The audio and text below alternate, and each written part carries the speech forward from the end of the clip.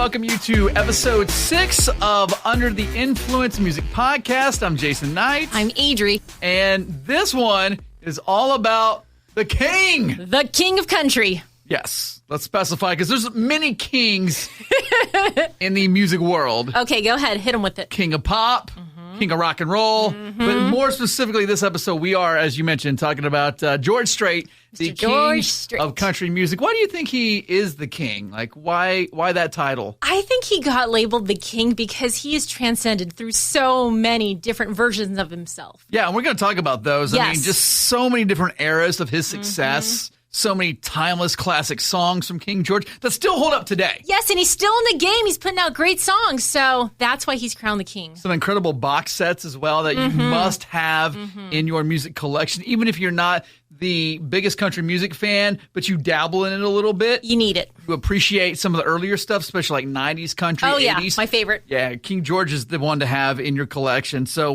before we jump into that, Adri, any notable things that happened over the past week or pop culture to discuss? Well, I do want to say happy birthday to West Virginia. They turned 157. Yeah. Woo, happy birthday! Man, 157 looks good on looks great. the Mountain Mamas. If you like to be outdoors, this is the state for you. This is it. So what's in the blender for you this week? What have you been listening to? Okay, I've been listening to King George, of course. Okay, yep. But I've also been listening to Carly Rae Jepsen. Really? Yes. Okay. I love her. She's so cute. I love her voice. And the album I was listening to was Kiss, which has Call Me Maybe. It has Kiss on it. And she did put something out, I think, last year in 2019. Haven't had a chance to listen to that yet, but I love her sound. She's I know fun. she's changed things up a little bit. Yes. Call Me Maybe obviously was the song that made her a huge star. Oh, yeah. It kind of seems like I'll sing the songs the label wants me to sing. I'll put out what, got me to the dance, so to speak. Sure. But now it seems like she's getting older, more mature. And, right. Yeah, I love her. I love when I see our neighbors to the north in Canada doing big things. Yes, we love our I Canadian think people friends. forget that she's Canadian as well. She is, yeah. Thanks for bringing that up. So here's what I've been into, and it's someone you turned me on to because we were talking about in our last episode about summer classic songs. Yep. You had Frankie Ballard's Sunshine and Whiskey on your list. Love him. So upon your suggestion, I've just been on a Frankie Ballard kick. Nice. He's got those Keith Urban good looks. He does, for sure. But he reminds me of like a Bryan Adams. Okay. Speaking of Canadians. Right. So like that Bryan Adams, almost John Mellencamp sound to him. I see that. Definitely should be more of a household name in country music, I feel. I think so, too. Very underrated. I feel like he should be a headliner. Yeah, he's great. So shout out to Frankie Ballard. Been into his stuff for a couple of weeks now. Which I think is a great transition. Talking about Frankie and country music and how his sound has kind of evolved since he first got his start. When did we first hear of George Strait? Okay, I first heard of George Strait when my dad was listening back in the early 90s. I wasn't so much a country music fan, but like you said, sometimes when we're in the car with our parents, we're kind of at the mercy of whatever it is they're listening to. Right. So George definitely ruled the airwaves, and I was like, who's that? Who is that? And as I got older, I started appreciating George more, and I love him. I think my story is the same. I think I remember listening to George Strait with my grandpa in his truck. Yep. Do you know what co-op is? No, I don't. So it's like a farm and agriculture company. Oh, okay. They drive like oil and gasoline trucks. Okay. And that's who my grandpa worked for many, many years. So I remember grandpa driving around and as a kid spending time with him. Sure. So that's my first introduction to King George. Nice. What made each of us take notice of George Strait? Like anything specifically that he did? For me, I think it was, he has a very smooth voice, very Southern. He's from Texas. Right. And love that voice, love that sound. And I also think that he's very genuine in how, we'll talk about this later in the podcast, but how he looks so good. He wears, those Wrangler shirts, those Wrangler jeans, and the cowboy hat. I mean, that's so iconic when you think about George Strait. And that's what I love about him. He's not flashy. He doesn't have to be flashy. And that's his vibe and his style today. He's just so cool. Like you wouldn't see George Strait in like a pair of Bermuda shorts and like a muscle shirt. You know what? If he did, he would look good. I'm He's sure just he that would. kind of guy. He wrote a song called You Look So Good in Love. You look good in those Bermuda shorts. Okay, Woo-hoo! Adri. I'm sorry. He's a good-looking man. Cold shower alert for you. Ooh, it's getting hot in here. Ooh, hot in her. So you mentioned his movie Pure Country. Yes. And what it did for George and the country format. So get into a little bit of that because I know that is one of your all-time favorite films. It is. I love it. I haven't seen it in forever, so I'm going to try to watch it again sometime. But I loved that he was so innocent in that movie. He wasn't trying to be an actor. He was just King George, you know. He was just very innocent, very soft-spoken, and unassuming, which made him love you. I mean, I can't even talk now. It made you love him. You're thinking about him. You're going, see this thought of him up in the tight Wrangler jeans. See, you started it. It made you love him even more. So I really appreciated him in Pure Country. Love it. Did you know they actually followed up with a couple of sequels? No. Yeah, there's like Pure Country 2 and like Willie Nelson. I swear. Look, Google it. Okay, I will. Go to IMDb. There's remakes of this There's movie? like 3 or 4 sequels. Of sequels? What? Yeah. Now, George, I think, is in Pure Country 2. He makes a cameo in it. He's not in it very long. Okay. I didn't even know about that. That's the only one I want to know about. The other ones, I don't know. They sound very odd. I've never heard of those. But yeah, George makes a cameo in Pure Country 2. And I think number 3 is like Willie Nelson's in it. What? And then number 4 is like WWE Films produced it. Whoa. Yeah, It sounds like you're making this up. Like, I don't know if John Cena's trying to cross over to be a country music star. And okay, I have to check these out. Body slamming people out of his way. And you can't see me. Oh, my God. No, this sounds so ridiculous. That's so weird. IMDb.com. Okay. I'm telling you, look them up. I will. Pure Country. I'm not saying spend any time watching these films. No, it's just, I'm just going to make sure they're real. They do exist. So strange. So let's talk about George Strait's different eras of his success, like, you know, the 70s and the 80s. He was all about the broken-hearted honky-tonks. Yeah, his first album came out in 1981, so that'll just show you how long he's been in the game and just continues. I'll tell you what, if you were going through some heartbreak, he had that market cornered. Oh, yeah. Like, no one could write and sing about the agony of lost love than George Strait. Would you agree? He does it so beautifully. Yes, and it makes you feel so much better afterwards. Better about yourself. Like, I'm sorry it ended that way. But I'm here for you. Right. And you can put it on repeat. It kind of made you feel like, George, what are you doing wrong, man? Like, he's so good. And I mean, he gives a lot to charity too. Like, he's just a really good human being. There's always a woman, though, walking down on him. Oh, I did have an interesting fact that I wanted to tell you. He has not written most of those hit songs. So I know a lot of people are like, hey, you know, the writers are amazing and they should get the credit, but George Strait has not written a lot of those number one hits. I know many of them were, I think, Daryl Dillon.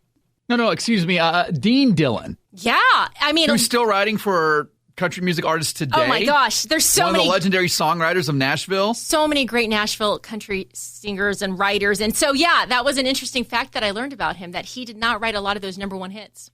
So, we're talking about George Strait being Mr. Heartbreak and collaborating with those writers to write amazing love songs and heartbreak songs. Like, like I said, if you were going through some stuff, that's who you needed. Those are the records to put on and listen to, right? Just get, totally lost in them. Yes. But I also think George Strait was like the embodiment of a country western cowboy. Oh, yeah. As many songs he had about loving and leaving, there were just as many about being like a lone ranger, making the rounds on the rodeo circuits. Oh, for sure. And there was an interesting quote by George. He said, of all the songs I've recorded, Amarillo by Morning always sticks out in my mind.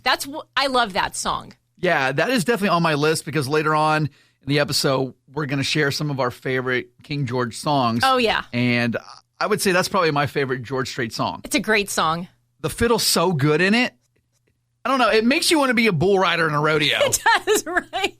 I think I identify more with the rodeo clown. Oh, no, yes, no. You can last 7 seconds. Come on. What are we talking about again? Oh, gosh. Back to the subject at hand. Back on course, Adri. Okay, it's George. Whew. So we talked about him being like a 70s, 80s, broken-hearted, honky-tonk cowboy. But then you get into the 90s.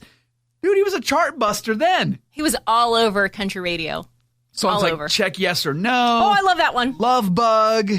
Love Without End, Amen is one of my favorites. Yeah. Oh, such a good song. That's in my notes, too. So we'll talk about that.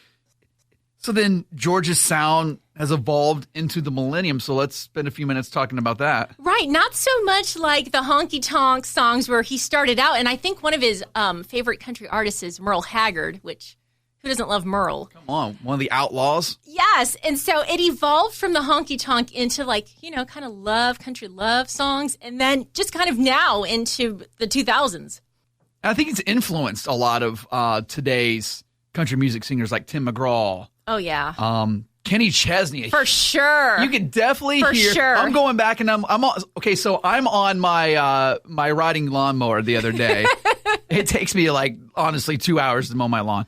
Most of that is just because I'm having a good time doing it. That's when I get lost in music a lot. Yeah. It's a beautiful day, the sun's shining, blue skies overhead.